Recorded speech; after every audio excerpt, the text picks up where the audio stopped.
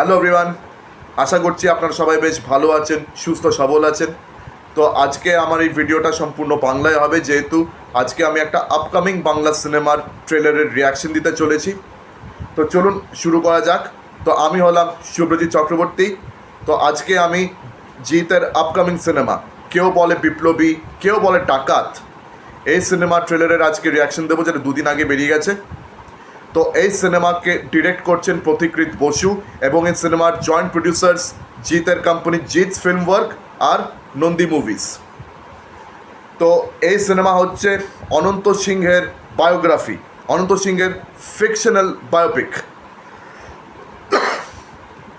তো অনন্ত সিংহের রোলে আমরা দেখতে পাচ্ছি জিতেন্দ্র মদনানি অর্থাৎ সুপারস্টার জিতকে। তো এই সিনেমাতে প্রচুর বড়সড় কাস্ট রয়েছেন, অনেকেই আছেন, চন্দন সেন, কৌশিক সেন, টোটা রায়চৌধুরী, তাছাড়া আরও অনেক নাম এই সিনেমার সঙ্গে জড়িয়ে আছে। তো অনন্ত সিংহের এটা বায়োপিক, যেখানে অনন্ত সিংহের প্রত্যেকটা ফেস আমরা দেখতে পাচ্ছি। এই সিনেমার যা ট্রেলার দেখলাম এই ট্রেলারে কিন্তু অনন্ত সিংহের প্রত্যেকটা ফেস আমরা দেখতে পেয়েছি। তিনটে মেন ফেস, একটা হচ্ছে স্বাধীনতা সংগ্রামী হিসেবে, আরেকটা হচ্ছে সংগ্রামের পরে তিনি সিনেমা আর মোটর বাইকের বিজনেসে তিনি টাকা লাগিয়েছিলেন, আর তৃতীয় ফেজ 1960-70 দশকের ফেজ যখন তিনি ব্যাংক ডাকাতি করতেন। তো এই তিনটে ফেজই কিন্তু এই ট্রেলারে দেখানো হয়েছে। আমি তো বলবো এই ট্রেলারে পুরো সিনেমার গল্পটাই বলে দেওয়া হয়েছে, যেহেতু এটা একটা বায়োপিক, সেহেতু পুরো গল্পটাই কিন্তু অ্যাকচুয়ালি এই ট্রেলারে বলে দেওয়া হয়েছে। এবং এই অনন্ত সিংহের কিন্তু একটা নিজস্ব আত্মজীবনী আছে, আর এই একই নামে কেউ বলে ডাকাত, কেউ বলে বিপ্লবী।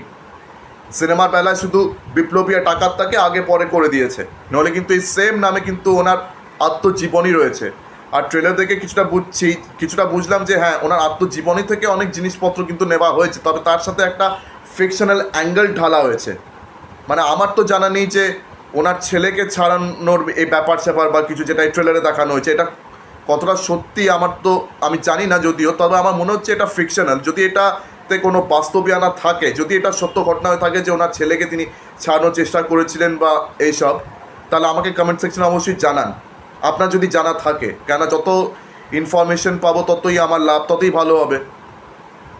তো যাই হোক, এই ফিকশনাল অ্যাঙ্গেলটাও ঢালা হয়েছে যে ওনার ছেলেকে আর কি জেলে বন্দি করা হয়েছে কোনো কারণে। এখন কী কারণে জানি না, হতে পারে হয়তো রাজনৈতিক কারণ, ওনার ছেলে হয়তো ফার লেফট পলিটিক্সে হয়তো সে যোগ দিয়েছিল, যেহেতু অনন্ত সিংহ নিজে একজন কমিউনিস্ট ছিলেন, আর তিনি revolutionary communist council of India এই পার্টির তিনি স্রষ্টা ছিলেন। আর এই পার্টির কিন্তু আরেকটা নাম ছিল মানি ম্যান গান।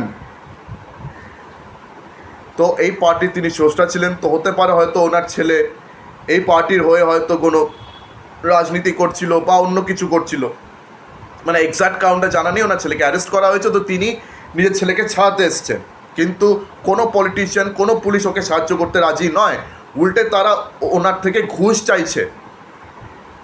তিনি এতবার করে বলে যাচ্ছেন যে আমি স্বাধীনতা সংগ্রামী, এই দেশে স্বাধীনতার জন্য নিজের জীবন উৎসর্গ করেছি। তো পলিটিশিয়ানরা জিজ্ঞেস করছে, কে বলেছে তোকে উৎসর্গ করতে, কে বলেছিল তোকে স্বাধীনতার জন্য লড়তে? তো এই ধরনের সংলাপ আমরা শুনতে পাচ্ছি। তো কৌশিক সেনকে আমরা আর কি এখানে একটা কারাপ্ট পলিটিশিয়ান হিসেবে দেখতে পাচ্ছি। তো তিনি আর কি এই সংলাপটা বলছেন। তো এই সিনটা দেখে আমার কিন্তু একটা সিনেমার সিন মনে পড়ছে। কোন সিনেমা বলুন তো? ওই কমল হাসানের যে সিনেমাটা বেরিয়েছিল ইন্ডিয়ান, যেটা হিন্দিতে হিন্দুস্তানি হিসেবে রিলিজ হয়েছিল। তো কমল হাসানের তামিল ছবি ইন্ডিয়ানের সিনটা মনে পড়ছে, যেখানে কমল হাসান নিজের মেয়ের চিকিৎসার জন্য বিভিন্ন জায়গায় টাকা পয়সা চাইছেন, আর ওখানেও কিন্তু ভেরি কোইন্সিডেন্টালি কমল হাসান একজন স্বাধীনতা সংগ্রামীর রোল পালন করছিলেন। এখানেও তিনি একজন ফ্রিডম ফাইটার ছিলেন, যিনি নিজের মেয়ের চিকিৎসার জন্য এদিক ওদিক হাত পাচ্ছেন, কিন্তু সবাই ওনার থেকে ঘুষ চাইছে। তো এই সিনটা থেকে আমার ওই সিনটার কথা মনে পড়ে গেল ট্রেলারে এই সিনটা দেখে। আর ওখানেও দেখবেন তার মেয়ে মারা যায়। তো তো এখানেও কিন্তু যে ছেলেকে তিনি ছাড়ানোর চেষ্টা করছেন তার ছেলে কিন্তু জেলে পচে পচে আস্তে আস্তে মারা যায় এবং তার স্ত্রীও কিন্তু আত্মহত্যা করে নেয়। তো দুজনের মানে লাশ তিনি পোড়াচ্ছেন, দুজনের সব পোড়াচ্ছেন, আর ওখানেই তিনি প্রতিজ্ঞা করছেন যে এবার আমি সরকারের বিরোধিতা করব, মানে এবারে তিনি বদলা নেবেন। তো তারপরে তিনি আর কি ওই ব্যাংক লুট করা শুরু করবেন, যাতে তার লোকের কাছে এবং তার কাছে আর কি ওই বন্দুক বারুদ এসব অস্ত্রশস্ত্র কেনা যাতে টাকা পয়সা জমে। ওই জবে থেকে তিনি আর কি নিজের পলিটিক্যাল পার্টি তৈরি করেছেন, revolutionary communist council of India, তিনি তবে থেকে আর কি ব্যাংক ডাকাতি শুরু করে দিয়েছিলেন যাতে অস্ত্রশস্ত্র কেনার টাকা পয়সা হাতে থাকে। তো ওনার এই ফেজটা একেবারে কন্ট্রোভার্সিয়াল। তো এটা নিয়ে আর কি প্রচুর কথাবার্তা হয়, কিন্তু প্রচুর কন্ট্রোভার্সিয়াল এই জিনিসটা। অনেকে মানতেই পারে না যে এই স্বাধীনতা সংগ্রামী যিনি দেশের জন্য নিজের জীবন উৎসর্গ করেছিলেন, তিনি এই সময় ব্যাংক ডাকাতি করেছেন। অনেক লোকেরা কিন্তু তখন সত্যিই মানতে পারেনি যে এই লোকটাকে এখন ব্যাংক ডাকাতি করতে হচ্ছে, এখন সে ডাকাত হয়ে গেছে। মানে অনেক লোকের কাছে তিনি একজন বিপ্লবী, অনেক লোকের কাছে তিনি ডাকাত। তো ওনার জীবনটাই একদম সেরকম, আর ওনার জীবনের জন্য কিন্তু এই টাইটেলটা একেবারে সার্থক, এই লাইনটা একদম সার্থক। তো ওনার এই নামে আত্মজীবনীও রয়েছে, যেখানে তিনি তার জীবনের সম্বন্ধে অনেক কিছু লিখেছেন, অনেক কিছু বলেছেন। তো ওখান থেকে আর কি অনেক জিনিসপত্র এই সিনেমাতে আর কি দেখানো হয়েছে। তো এই সিনেমার ট্রেলারে আমরা কিছু সংলাপ শুনতে পাচ্ছি যেগুলো শুনতে খুব ভালো লাগছে। মানে জিতের মুখে আমরা কিছু ডায়লগ শুনছি যেগুলো আমার তো শুনতে বেশ ভালো লেগেছে। মানে একটা জায়গা রয়েছে যেখানে জিৎ জেলে বন্দি রয়েছেন, এখানে একজন আর কি ইংরেজ জেলে, তিনি বলছেন don't forget you are in jail. তারপরে জিৎ তাকে জবাব দিচ্ছেন don't forget you are standing on my motherland. তো এই ধরনের সংলাপ শুনতে বেশ ভালো লাগছে। তো এরকম আরও কিছু সংলাপ রয়েছে যেগুলো বেশ ভালো লাগছে শুনতে। আর হ্যাঁ, সবথেকে বড় কথা, জিৎকে কিন্তু এই রোলে বেশ মানিয়ে গেছে। তো অনন্ত সিংহ আপনারা সবাই জানেন যে তিনি প্রকৃতপক্ষে বাঙালি ছিলেন না, তিনি রাজপুত ছিলেন, পাঞ্জাবি বলা রাজপুত, যার পরিবার মানে যার মা বাবা আগ্রা থেকে চট্টগ্রামে মাইগ্রেট হয়েছিলেন। তো জিতও কিন্তু পাঞ্জাবি পরিবারের ছেলে। তো ব্যাকগ্রাউন্ড হিসেবে হোক বা লুকস হিসেবে হোক, জিতকে কিন্তু সব দিক থেকে মানিয়ে গেছে। মানে জিত একদম পারফেক্ট ফিট এই রোলে, এটা নিয়ে কোনো সন্দেহ নেই। তো এখানে আমরা অনন্ত সিংহের প্রত্যেকটা আর কি ফেস দেখতে পাচ্ছি। আগেই বলেছি, স্বাধীনতা সংগ্রামী হিসেবে, সিনেমার প্রযোজক, মোটর বাইকের ব্যবসায়ী, আর ব্যাংক ডাকাত, তার তিনটে ফেসই আমরা এখানে দেখতে পাচ্ছি। তো জমালয় জীবন্ত মানুষ এরকম সিনেমার তিনি প্রডিউসার ছিলেন। তো আশা করি এই খবরটা আপনারা সবাই মোর অর লেস জানেন। তো আপনাদের কেমন লাগলো এই ট্রেলার আমাকে কমেন্ট সেকশনে অবশ্যই জানাবেন। তো এই সিনেমাটা 14 অগস্টে রিলিজ হতে চলেছে। তবে এই তারিখটা কিন্তু খুবই একটা মানে মুশকিল তারিখ, খুব টাইট তারিখ। কেন বলছি, কেননা এই তারিখে আমরা দুটো বলিউডের সিনেমার কিন্তু রিলিজ দেখতে পেতে চলেছি। একটা হচ্ছে বাটওয়ারা 1947 সানি দেওল স্টারার, যেটা প্রডিউসার আমির খান নিজে, আর আরেকটা হচ্ছে আওয়ারাপন 2, ইমরান হাশমি, শাবানা আজমির সিনেমা আওয়ারাপন 2। তো এই দুটো বলিউড সিনেমা ওই তারিখে বেরোচ্ছে। তো এখন বাংলা সিনেমার জন্য এখন বিশাল বড় কম্পিটিশন হয়ে গেছে। এমনিতেই বাংলা সিনেমা আমাদের এখানে খুব একটা স্ক্রিন পায় তা কিন্তু নয়। আপনারা জানেন বাংলা ইন্ডাস্ট্রির কী অবস্থা, বাজেটের কমতি, বাজেট হাতে থাকে না। 2-3 কোটির সিনেমা হলেই সেটা একদম 200-300 কোটি সমান হয়ে যায়। তো এটা নিয়ে আপনারা সবাই অবগত আছেন। কেউ বলে বিপ্লবী, কেউ বলে ডাকাত। এই সিনেমার বাজেটও কিন্তু বাংলা ইন্ডাস্ট্রির ক্ষমতা অনুযায়ী কম না।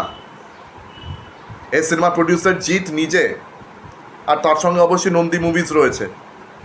তো এখন ওদের জন্য সবথেকে বড় চ্যালেঞ্জ হবে এই কম্পিটিশনকে ফেস করা, এই কম্পিটিশনের মধ্যে নিজের সিনেমাকে সঠিকভাবে রিলিজ দিতে পারা, স্ক্রিন কাউন্টস যেন যথেষ্ট হয় যাতে এই সিনেমা কিছু প্রফিট যাতে তুলতে পারে।